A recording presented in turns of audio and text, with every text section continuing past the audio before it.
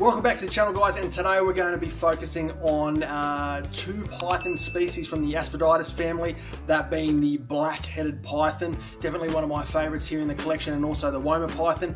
Basically, they're from the same family, very similar traits, but also a couple of little differences which you'll see when we compare the two that we have here. Actually, we've got two Womas here and we've got one black-headed python. The two Womas are kind of newish additions, but the black-headed python, Jessie, she's been with us since she was a little hatchy, and it's just unbelievable to see the size of her now.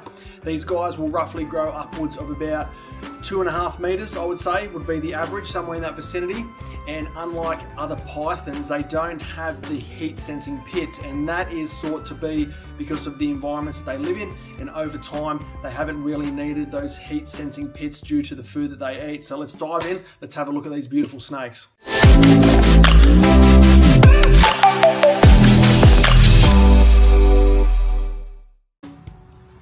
So this is Jessie. Like I was saying, we've had her since she was a little hatchy. She would be a few year old now, and she's going quite well. These guys can get quite thick bodied, as you can see. And one of the differences with these pythons compared to other ones, you'll notice with their head, it's a lot more narrow and a lot thinner. We refer to her as a thumb head because it's basically, you know, that much thinner frame compared to some of the other pythons, which have quite a thick head on them. And obviously, you know, you can see where the name comes from. It's a black-headed python, and it's thought that these guys will absorb heat through that head being black, and then it will radiate down through the body. So in the wild, they can have this whole body hidden under a rock or in a burrow or something, and they just pop their head out, and it still allows them to warm up, which is really cool. And between the different localities, you'll see different patterns. This is a pretty standard pattern, where it's got that nice banding all the way through. It's got those rich reds, oranges, yellows, and the black banding runs all the way down the back. Generally thought to be pretty good with handling, pretty docile. Defense mechanism wise though, they will hiss, they will puff, and they can be pretty quick off the mark as well. So like I was saying, these guys don't have the heat sensing pits down the side of their mouth, and that's because they heavily eat other reptiles, which are obviously cold-blooded, so there's no real use for that. Even though they do eat other reptiles, they will still eat birds, mammals, things like that. So they will go down into the burrows, and like any other python, they will constrict until they suffocate, and then they will consume. Otherwise, they will grab their prey and they will pin them against a wall again in an effort to suffocate those guys. But she's getting up to a good size now. I would say that she's probably nearing her max out. She'd be about 6 foot, give or take, somewhere around there. So this will definitely be getting up there, and I think she's a pretty good body weight at the moment. She'll smash large, extra large, but really she'll smash anything that you put in there. And pretty docile, as you can see. Not too fussed about me handling at the rear, so definitely a good pet if you want to get into the pythons. I quite like the blackheads, not just for how they look, but docile temperament as well. And the distribution wise for these guys, they're found further north than what your Woma pythons will be. So these guys, they go right across the top of Australia from Queensland right over into WA. As you can see, absolutely stunning animal with that jet black head, which just looks like it's been dipped in paint. So as I was saying, pretty good around the kids. She's never really had any dramas. I think at most she's kind of hissed at us a few times, but she's never really lashed out or bitten or anything like that. Try again. You want to try? You want to try holding her? 2 hands. Bit wriggly. Bit wriggly. So, a bit heavy for the kids, but pretty docile, and that's what they're known for. Their temperament is generally pretty good.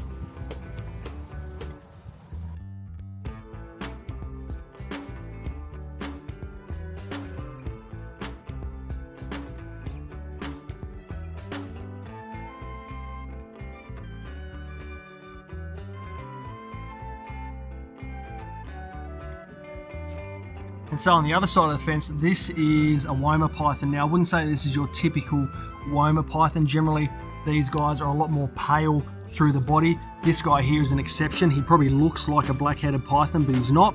Very similar, obviously they're from the same family.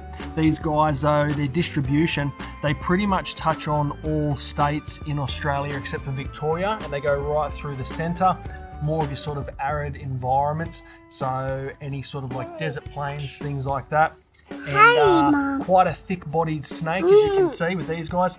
This bloke's only quite young, not as old as Jesse, so he probably has a fair bit more growing left to do. However, from what I've found in the past, the Womas that I've had don't generally get up to that size of the black-headed pythons, even though the average is sort of in that same vicinity. Typically, you wouldn't see the full black head. You'd see sort of like little black eyelids above these guys. They're quite cute to look at. They're referred to as a cute python. Similar though in terms of they eat a lot of reptiles. They'll even eat their own kind, and that's the same as the black-headed pythons. So go after like your venomous snakes, other pythons, but they will eat your mammals, your birds, things like that. But again, very docile by nature. That's not to say that they won't bite if you do the wrong thing, or maybe grab them in the wrong position or annoy them too much. Very same defense mechanisms. And again, they will go down into those burrows. They will pin things against walls. They will wrap things, and just an absolutely stunning python to add to a collection as well. This guy in particular, you can see under his belly, he's got very similar to the black-headed python. He's got that banding, the black bands, the yellow, quite striking, and even up around the face, it's quite vibrant with the yellows and the blacks. Just an absolutely beautiful python.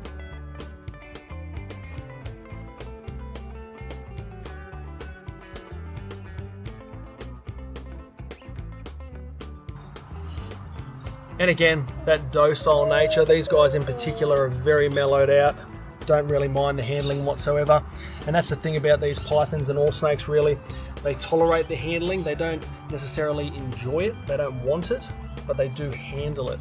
So again, quite heavy for the kids to hold, but in terms of temperament, they're another great addition to have to the family, and just a stunning visual snake to have in the collection. I would say definitely one of the favourites, even though I say that every video, it's definitely one of the favourites. I remember when we got Jesse, it was just like striking gold. It was unbelievable just to look at them. It's just visually a beautiful snake to have. Hey, do you like this one?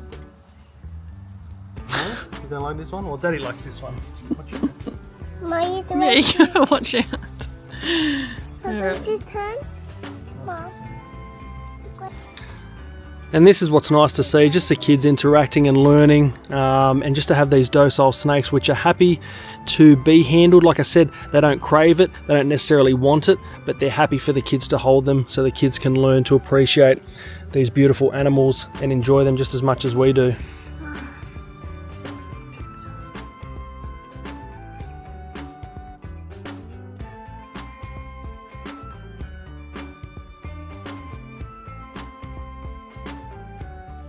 And just to give you guys a look inside Jessie's enclosure, big 2.4 wide, we've got the heat down this end, we've got some big logs. This acts as her main hide, you can see her coming out of it right now. Got the fake plants over in that back corner, that's the dark end obviously. We have the water bowl, a couple more fake plants, some sort of car sign up there I just nailed on. I've just gone for that Australian outback look, and I absolutely love it. I think I would like to make all my enclosures sort of this outback theme. It's a really cool looking enclosure, and she seems to be thriving quite well in it. So she went in there quite young as well, and she's just grown over time. Absolutely loves it. Crushed granite and the sand as a substrate makes life easier to clean, and yeah, aesthetically beautiful. Absolute ripper.